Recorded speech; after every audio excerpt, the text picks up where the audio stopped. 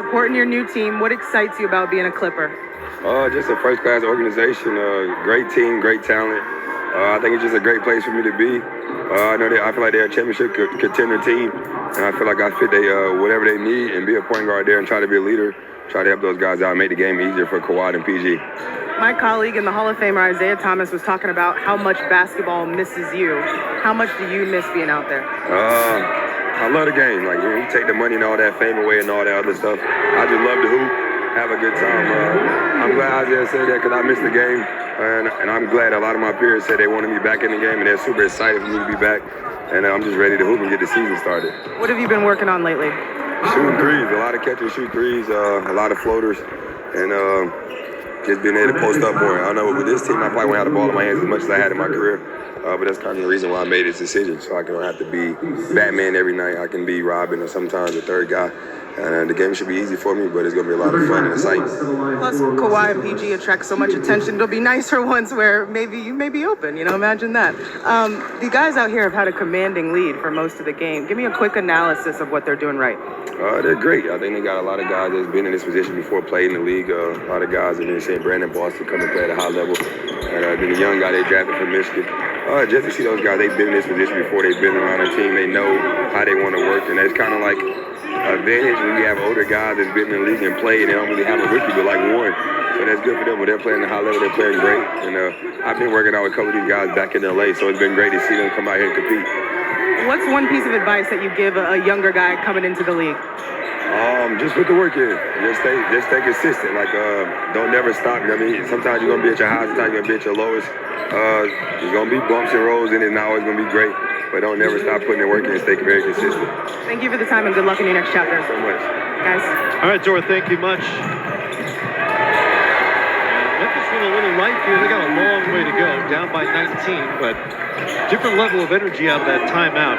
It's interesting what caught my ear from John Wall and that discussion with Zora a moment ago is John talking about working on three-point shooting, because that's not really been his thing as an NBA player, but playing off Kawhi Leonard and playing off Paul George, it probably will have to be. He's at 32% career three-point shooter. As you see what's happening over at Thomas and Mack, final seconds there, a one-point game, scramble at the baseline. We saw Josh Giddey come off a screen and roll and had a turnover. Tried to split it, couldn't get it through. Loose ball, diving on the floor, timeout, Houston ball. OKC likely to foul here. Send somebody to the free throw line. Still a one-possession game when the Thunder get it back. 12.8 seconds to go at the moment. Timeout on the floor there. And final minute of the third quarter here with the Clippers up by 23. Memphis is still playing hard. They haven't always played well in this game. But the group that is on the floor has brought a different level of energy here in the last few minutes. They brought a different level of energy, and I give that credit to Roddy. I mean, you talk about, him as a competitor, and I'm pleasantly surprised at the skill level he's shown. Knocking down the three, also being able to pass the ball. We know he's a former quarterback, but I can see why Memphis was intrigued by the talent that he possesses. Again, Conference Player of the Year last year in Colorado State. Drafted by Philly and sent to Memphis with Danny Green for D'Anthony Melton, who landed with the 76ers. Ronnie Everson, 19 a game last year. 57% shooting at 44% from three. Final seconds, Kenneth Lofton Jr. Great look to get it to Vince Williams, who knocks down the three. Good execution there by the Grizzlies. Final possession for the Clips.